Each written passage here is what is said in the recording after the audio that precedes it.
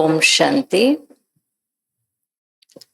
25/6/23 அவ்யக்த Bapdada, revise date 19/1/95 Madhuban.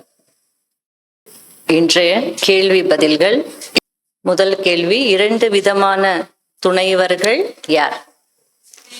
ஸ்நேகம் சம்பந்தத்தின் துணையை கட்டி காப்பாற்றக்கூடியவர்கள். இரண்டாவது, ஸ்நேகம் சம்பந்தம் மற்றும் சேவையின் துணையையும் கட்டி காப்பாற்றக்கூடியவர்கள். நீங்க யாருன்னு பார்த்துக்கணும். ரெண்டாவது, ஃபாலோ ஃபாதர் என்று எதற்கு சொல்லப்படுகிறது? தந்தையை பின்பற்றுவது என்று எதற்கு சொல்லப்படுகிறது?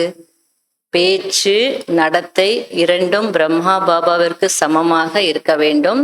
எனவே பிரம்மா பாபாவின் ஒவ்வொரு அடி மீது அடி எடுத்து வைக்க வேண்டும். இதற்கு தான் ஃபாலோ ஃபாதர், தந்தையை பின்பற்றுவது என்று சொல்லப்படுகிறது. மூன்றாவது, கட்டளைகளுக்கு கீழ்ப்படிந்தவர்களுக்கு என்ன கிடைக்கிறது? கட்டளைகளுக்கு கீழ்ப்படிந்தவர்களுக்கு தந்தையின் ஆசீர்வாதம் தானாகவே கிடைக்கும். தந்தையின் ஆசீர்வாதம் தானாகவே கிடைக்கிறது. கூடவே பிராமண குடும்பத்தின் ஆசீர்வாதங்களும் கிடைக்கிறது. நாலாவது, ஆசீர்வாதங்கள் கிடைத்து கொண்டிருக்கிறது என்றால் அதனுடைய அடையாளம் என்ன? ஆசீர்வாதங்களின் பிரபாவத்தினால் உள்ளமும் மனமும் சதா திருப்தியாக இருக்கும். வெளி திருப்தி அல்ல, மனதின் திருப்தி. எது இருக்கோ இல்லையோ மனம் எப்பவுமே எப்படி இருக்கும்? திருப்தியா இருக்கும். மன நிறைவோடு வாழ முடியும்.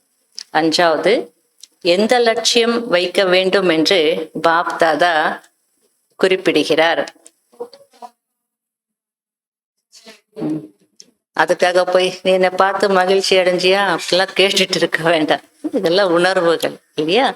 அது ஒரு லட்சியம் இருந்தா நல்லா இருக்கும் இல்லையா? அதுக்கு எவ்வளவு நல்லா முயற்சி செய்யலாம். முயற்சிக்கு நல்ல பாயிண்ட் இருக்கு. ஒவ்வொரு ஆத்மாவும் என்னை பார்த்து மகிழ்ச்சி அடைய வேண்டும், என்னை பார்த்து லேசாக வேண்டும், சுமை நீங்கிவிட வேண்டும் என்ற முழுமையான லட்சியம் வைக்க வேண்டும். கோவில்ல அம்மனுங்களை பார்க்கும் போது இதெல்லாம் நடக்குதா இல்லையா? அப்போ நீங்க உயிரோட்டத்துல இப்படி இருந்தால்தானே அங்க நடக்குது. ஆறாவது, சத்தியுகத்தில் ராஜ்ய தர்பார் எப்படி இருக்கும்? சத்தியுக ராஜ்ய தர்பாரில் நலம் விசாரணை மட்டும் இருக்கும்.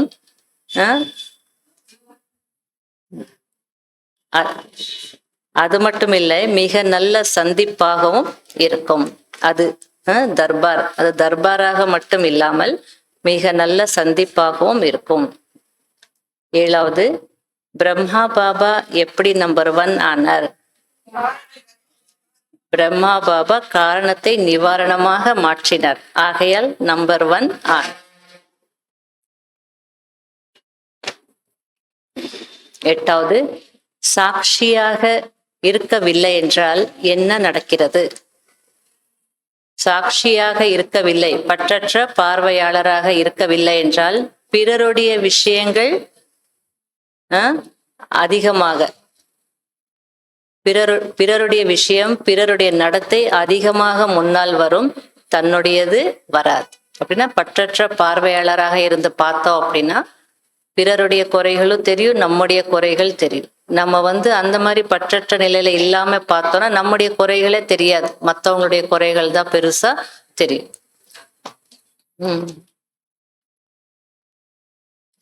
fill up the blanks. பிராமண வாழ்க்கை ஆரம்பத்திலிருந்து கடைசி வரை தந்தை மற்றும் குழந்தைகளின் டேஷ் வாழ்க்கையாக இருக்கிறது. அழியாத துணையின் வாழ்க்கை இல்லையா? இந்த உலகத்துல எப்பவுமே யாருமே அழியாத துணையாக இருக்க முடியாது. ஆனா சிவபாபா நம்முடைய சம்பந்தம் எப்படிப்பட்டது? இந்த துணை அழியாத துணை. ரெண்டாவது, உள்ளத்தின் அருகாமை டேஷ் செய்ய வைக்கிறது. துணையின் அனுபவத்தை, சாக்காரத்திலும் துணையின் அனுபவத்தை செய்விக்கிறது. மூன்றாவது, அன்பின் அடையாளம் டேஷ், கூடவே இருப்பது. நாலாவது, பாப்தாதாவை டேஷ் என்று சொல்கிறார்கள், டேஷ் என்று சொல்வதில்லை. திலாராம் என்று சொல்கிறார்கள், ஷரீரராம்.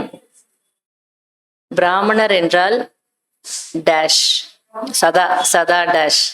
பிரம்மாவிற்கு சமமான பிரம்மாச்சாரிகள், அதாவது பிரம்மாவை பின்பற்றக்கூடியவர்கள், பிரம்மாவை அனுசரணை செய்யக்கூடியவர்கள். ஆறாவது, பிரம்மா பாபாவின் முதல் அடி டேஷ், டேஷாக ஆனார், கட்டளைகளுக்கு கீழ்ப்படிந்தவராக ஆனார். ஏழாவது, எங்கே காரணம் இருக்கிறதோ அங்க டேஷ் இருக்காது. காரணங்களே யோசிச்சுட்டு இருந்தீங்கன்னா நிவாரண சக்தி இருக்காது. அதுல ஒரு பிரச்சனை வருது அப்படின்னா இதுக்கு என்ன தீர்வு அப்படின்னு யோசிக்கணும். இதுக்கு என்ன தீர்வுன்னு யோசிச்சோன்னா தீர்வு கிடைக்கும். காரணங்களை இப்படி நினைச்சு அப்படி நினைச்சு இப்படி நினைச்சு அப்படின்னு இதே தான் யோசிச்சுட்டு இருந்தோம்னா கடைசி வரைக்கும் உங்களுக்கு என்ன கிடைக்காது? தீர்வு, நிவாரணம் கிடைக்காது. அதனால காரணங்கள் இருக்கிற இடத்துல என்ன இருக்காது? நிவாரண சக்தி இருக்காது. பிரச்சனை வந்திருக்க கூடாது. வந்துடுச்சுன்னா என்ன பண்ணணும்? ஏன் வந்தது? கல் இருக்கு, போற பாதையில பெரிய பாறாங்கல் இருக்குது. இந்த கல் எப்படி இப்படி வரலாம்? யார் இந்த கல்லை இப்படி வச்சாங்க? இது யோசிச்சுட்டு இருந்தா இல்லையா? மாற்று வழி என்ன இருக்குன்னு பார்த்துட்டு என்ன பண்ணணும்? போயிட்டே இருக்கணும். கல்லை உடைச்சிட்டு உட்கார்ந்து இருந்தா என்ன ஆகும்? சரி, இப்படி கல் இருக்கா, நம்ம வேற என்ன மாற்று வழி இருக்கா கேட்கலாமா? அப்படிதானே நம்ம கேட்கிறோம். இந்த ரோடு அங்க போதா, இங்க போதா, இதுல போனா அந்த ரோட்ல மீட் பண்ணிடலாமா அப்படின்னு கேட்டுட்டு தானே போறோம். அது போல பாபா நிவாரண சக்தி இருக்காது. காரணங்கள், இந்த காரணம் அந்த காரணம், சாக்கு போக்கு சொல்லக்கூடாது. எட்டாவது, டேஷ் சிம்ஹாசனத்தில் அமர்ந்து விடுங்கள், சாட்சி மனநிலை, மனநிலையின் சிம்ஹாசனத்தில். ஒன்பதாவது, ஃபாலோ ஃபாதர் செய்வது என்றால் டேஷ், டேஷில் உள்ளடக்குவது, என்னுடையதை உன்னுடையதில் உள்ளடக்குவது. பத்தாவது, உங்களுடைய டேஷை அழகானதாக மாற்றுங்கள், அப்போது சின்ன சின்ன விஷயங்களில் டேஷ் வீணாகாது.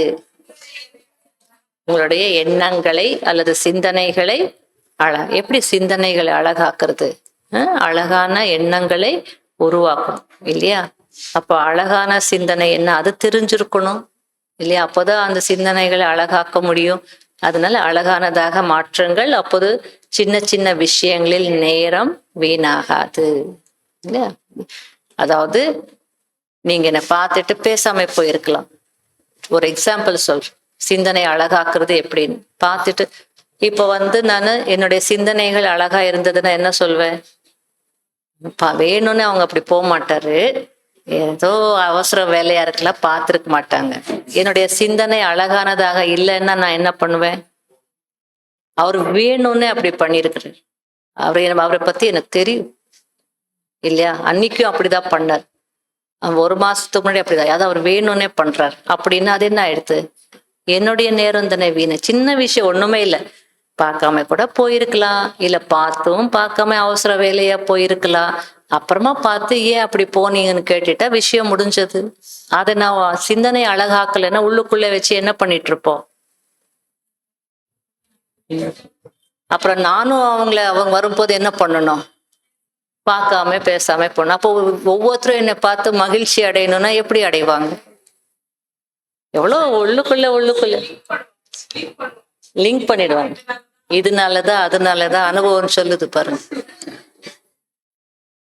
இல்லையா? அதனால சிந்தனைகளை நம்ம கிட்ட இருக்கிறதே மனசுதான், எண்ணங்கள் தான், சிந்தனைகள் தான், வேற எதுவும் நம்ம கையில இல்லை. அதை நம்ம என்ன பண்ணணும்? அழகாக ஆக்கணும். அப்போ அது கண்ணாடி போல அது பிரதிபலிக்கும் வெளியில. அப்போ மனசு அழகா இருந்தது, அழகான சிந்தனைகள் நமக்கு இருந்ததுன்னா இங்க எல்லாமே எப்படி இருக்கும்? கண்டிப்பா 100% கேரண்டி நம்ம கிடைக்கிற அத்தனை விஷயங்களும் எப்படி இருக்கும்? ரொம்ப அழகானதாக இருக்கும். அதை பத்தி தன்னை பத்தியும் நல்லா நினைக்கணும், மற்றவங்களை பத்தியும் நல்லா நினைக்கணும். தன்னை பற்றி நினைக்கும் போது நல்லா நினைக்கிறதுன்னு என்ன, நான் பணக்காரன், எனக்கு இவ்வளவு சொத்து இருக்கு, அது கூட நினைக்கல, தப்பில்லை இல்லையா? ஆனா தன்னை பத்தி நினைக்கிறதுன்னா அதாவது தன்னை பத்தியும் தவறா நினைக்க கூடாது. என்னுடைய ஆசீர்வாதமும் எனக்கு வேணும்னா அப்ப என்னை பத்தி நான் என்ன நினைக்கணும்? ஆஹா, நீ ரொம்ப நல்ல ஆத்மா, உனக்கு பாபா ஞானம் கிடைச்சிருக்கு இல்லையா? இல்ல வேற எதுவாக இருந்தாலும் நீ உயர்ந்த ஆத்மா, உனக்கு நல்ல ஒரு பாகம் சேவை கிடைச்சிருக்கு அப்படின்னு நினைச்சா சந்தோஷமா இருக்கு இல்லையா? அது திருப்தி இருந்தா தான் அப்படி நினைக்க முடியும். திருப்தி இல்லைன்னா இது அப்படி இருக்கு, அது இப்படி இருக்கு, என் தலை எழுத்து, எனக்கே இப்படி எல்லாம் வந்து வாய்ச்சிருக்கு, விதி விதி என் விதி, அந்த ஆண்டவன் எழுதி வச்ச கூட அவரையும் என்ன பண்ணுவோம்? அவரையும் இழுத்துருவோம் இல்லையா? நம்ம பண்ணது, நம்ம கர்மா நம்ம முன்னாடி வருது, நம்ம கடந்த காலம் நம்ம முன்னாடி வருது, அது நம்மளால ஏத்துக்க முடியல. அந்த ஆண்டவன் எழுதின விதி அப்பா, அவருக்கு வேற வேலையே இல்லையா? உட்கார்ந்து ஒவ்வொருத்தருக்கும் விதி எழுதுறதா? அதனாலதான் மதுபன்ல கிளாஸ் பண்றவங்க சொல்லுவாங்க, இப்ப நீங்களே உங்க குழந்தைகளுக்கு வந்து ஒரு நல்ல எதிர்காலத்தை எழுதணும்னு சொல்லி இறைவன் உங்க கையில பேனா கொடுத்துட்டாருன்னா என்ன எழுதுவீங்க? என்ன எழுதுவீங்க? தாய்மார்கள் தந்தைமார்கள் சொல்லுங்க, உங்களுக்கே பேனா கொடுத்துட்டு உங்க குழந்தைகளுடைய எதிர்காலத்தை நீங்க எப்படி வேணுமோ எழுதுங்கன்னு பகவான் உங்களுக்கு அந்த பேனாவை கொடுத்துட்டார். தலைவிதி எழுதக்கூடிய பேனாவை கொடுத்துட்டார். என்ன பண்ணுவீங்க? கொஞ்சம் நோய் வரட்டும், கொஞ்சம் காய்ச்சல் வரட்டும், கொஞ்சம் ஃபெயில் ஆகட்டும், கொஞ்சம் மார்க் கம்மி வரட்டும், நான் சொல்வீங்க சுமாரான வேலை கிடைக்கட்டும், நல்லா ஆரோக்கியமா இருக்கணும், நல்லா படிக்கணும், நல்லா சம்பாதிக்கணும். அப்ப உங்களுக்கே ஒரு எல்லைக்கு உட்பட்ட தந்தைக்கு இப்படி எல்லாம் எண்ணங்கள் இருக்குன்னா இறைவனுக்கு வேற வேலை இல்லையா? எல்லையற்ற தந்தை அவர் வந்து உனக்கு நோய் வரணும், உனக்கு கஷ்டம் வரணும், உனக்கு இந்த பிரச்சனை வரணும்னு நினைப்பாரா? இல்லையா? அப்ப உங்க தலையெழுத்து யார் எழுதுறது? யார் எழுதுறது? இறைவன் இல்லையா? சொல்ல மாட்டீங்களா? அந்த ஆண்டவன் தான் எழுதி வச்சிருக்கிறாரு அப்படி சொல்ல மாட்டீங்களா? இல்லையா? சில ஆன்மீக விஷயங்கள் புரிஞ்சுக்கிட்டோம்னா எப்பவுமே லேசா இருக்கலாம், மகிழ்ச்சியா இருக்கலாம், திருப்தியாகவும் இருக்கலாம். ஓம் சாந்தி.